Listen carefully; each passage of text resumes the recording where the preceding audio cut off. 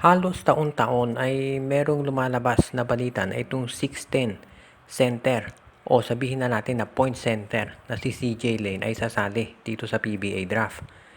Napakalaking prospect nito literally, hindi lang doon sa height niya kung hindi doon sa kanyang skill set. Dahil marami naniniwala itong si CJ Lane kahit sa height niya 6'10" ay kayang magbaba ng bola. At kung yan ay totoo, naku, napakalaking addition nito sa Magnolia kung sakasakali. At kung ikaw Magnolia, dapat handa kang mag-offer kahit 1 million a month para makuha mo ito si CJ Lane. Dahil isipin mo kung meron kang 6'10" na kaya maglaro ng lahat ng posisyon. Pwedeng center, power forward, shooting forward, guard, pwedeng point guard. Napakalaking bagay niyan para dito sa Magnolia kung sakasakali. Siyempre, medyo mahihirapan silang makuha yung si CJ Lane dahil sigurado na baka itong maging number 1 pick kung sakaling sumali.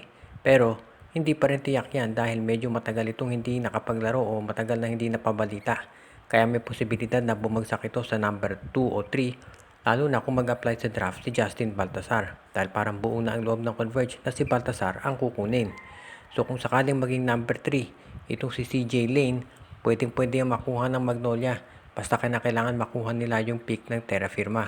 Mag-trade sila. Si Polly, pwede nilang ibigay yan sa Terra Firma para doon sa first round pick at makuha nila itong si CJ Lane.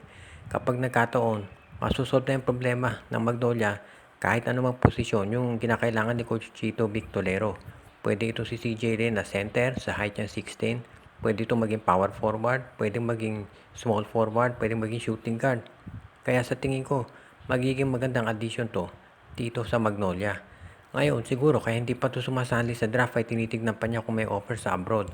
Pero kung ikaw yung hotshots at gusto mo talagang sumabay dito sa San Miguel, Ginebra, TNT, abay kunin mo na to kung may pagkakataon. Mawawalis na kaya ng San Miguel Beer itong Rain or Shine Elasto Painters?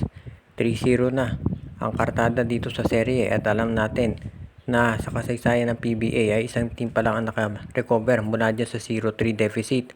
At yan ay San Miguel Beer, ginawa nila sa finals kontra Alaska. Ang problema ngayon ng Rain or Shine ay nahihirapan sila na kontrolin itong si Junmar Fajardo at yung napakaraming scorer ng San Miguel Beer. Kung titignan mo San Miguel, ang dami nila na pwedeng gamitin. Hindi lang sila umaasa kay Junmar ngayon. Si CJ Perez, si Don Troliano, si Marshall Lassiter, of course si Terence Romeo, si Jericho Cruz pa nga, hindi pa masyadong nagkiklik yung opensa niya. Si Motaw Tuwa, nandyan pa. So sa tingin ko, itong San Miguel Beer, napakalaki ng dapat gawin itong Rain or Shine. Unang-una, kinakailangan itong Rain or Shine, yung strategy nila na pinapatira sa labas sila Belga at si Kitatu ipagpatuloy. Dahil yan lang ang paraan para ma-draw out itong si Junmar. Kapag nandun sa labas si Junmar, pwedeng umatake sa loob itong sila Gian Mamuyak, sila Andre Karakot at si Asistio. Maraming pwedeng gawin yung guards ng ROS. Ang problema nga lang, pag nakikipagsabayan kasi sila sa opensa ng San Miguel Beer, nahihirapan talaga sila dahil ang daming scorer ng San Miguel. At sa ngayon, itong Rain or Shine Elasto Painters, ang isa pang problema nila, hindi consistent yung kanilang mga scorers. Plus, madalas meron pa silang mga turnovers at yan ang nagiging problema. Sa tingin ko, itong Rain or Shine, kinakailangan dito sa susunod na game mamaya ay taasan nila yung kanilang intensity. Sa panig naman ng San Miguel Beer, gustuhin mo na umpisa pa lamang ay lumamang ka na ng malaki para masiraan na ng loob itong Rain or Shine at hindi na makahabol. Pinipilit syempre ng Rain or Shine yan, pero mas maganda kung merong cushion na lamang itong San Miguel Beer kontra dito sa Rain or Shine Elasto Painters pagdating ng 4th quarter para matapos na serye. Dismayado itong si Coach Tim kung dito sa naging laro ng Barangay Ginebra doon sa Game 3. Sinabi niya na na-outplay at na-outcoach sila. At dito natin nakikita yung pagiging sabihin na natin na shallow nitong bench ng Barangay Ginebra ang babaw. Alam natin ang dahilan, wala si Jamie Malonzo at si Jeremiah Gray. Pero itong Meralco, wala din dyan si Aaron Black. Pero nakakakuha sila ng contributions dito sa iba nilang players na pinapasok katulad nila Brandon Bates at itong si Jolo Mendoza. Kaya kinakailangan mag-step up yung ibang players ng Ginebra katulad nito sila Sidney Onwubere, si Nards Pinto, si Bon Pesomal at yung iba pa. So ngayon nakikita natin itong Barangay Ginebra kinakailangan sa Game 4 ay maganda yung kanilang umpisa. Mahirap yung naghahabol sila dito sa Meralco dahil ang Meralco marunong mag-alaga ng lamang nila At dahil doon sa depensa ng Meralco, napapababa nila yung scoring. Ibig sabihin walang masyadong nagiging epekto yung mga pinipilit na rally ng Ginebra dahil ang bagal maglaro ng Meralco. Deliberate yan ng Meralco dahil gusto nga nila na mapigil ang momentum ng Ginebra. At isa pa, ang Ginebra kinakailangan talagang makakuha ng contribution dito kay Scottie Thompson. Nakita natin na mas aggressive yung opensa ni Scottie nung Game 3. Pero credit sa Meralco, maganda talaga ang depensa nila dito, pinaghandaan. Pati itong si Christian Stan Hardinger. Nakita natin na pinupuwersa ng Meralco si Stan Hardinger na umatake doon sa kanyang kaliwa. Dahil yung right side, ang strong side nitong si Christian. Pero sa tingin ko ngayon, mukhang itong Barangay Ginebra, kinakailangan talaga mag-prepare at i-consider na must win itong Game 4. Dahil kapag naging 3-1 ang lamang ng Meralco, ang hirap ng manalo ng tatlong sunod dyan.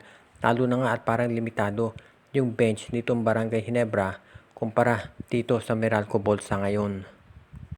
Base dito sa mga latest report na lumabas ay umalis na itong si Renz Abando dito sa kanyang Japan B-League team at hindi pa maliwanag kung saan ito pupunta.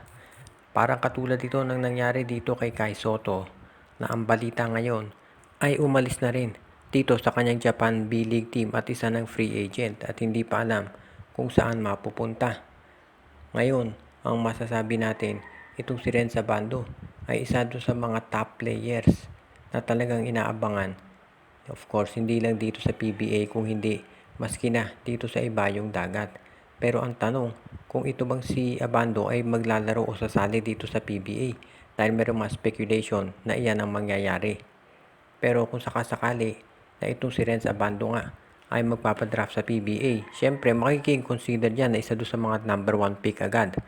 Pero sa tingin ko itong si Abando, magiging free agent yan dito sa Japan pa rin yan maglalaro o kaya sa abroad. Dahil syempre iba pa rin yung kinikita mo sa abroad at actually, hindi lang naman yung salary, kinakailangan din natin konsidera na syempre yung lifestyle sa Japan, yung buhay nila doon mas maginhawa kumpara dito sa naninirahan sa Pilipinas. Kung sa Japan o sa Korea o sa Taiwan o kung saan pa man, syempre malaking bagay yon. Kaya sa tingin ko ito si Renz Abando, maglalaro pa rin yan sa Japan unless wala na talagang offer. For example, ito si Kobe Paras mukhang wala nang offer na nakukuha kaya yan sasali dito sa PBA. Pero ito sila Abando, sila Kai Soto, sigurado meron pa yung makukuha mga offer mula dito overseas kaya sa tingin ko ay hindi magiging problema yung paghahanap dyan. Sa PBA sa tingin ko medyo malabo pong sumali itong sila Abando dahil marami pa nga yung makukuha mga offer sa ibayong dagat.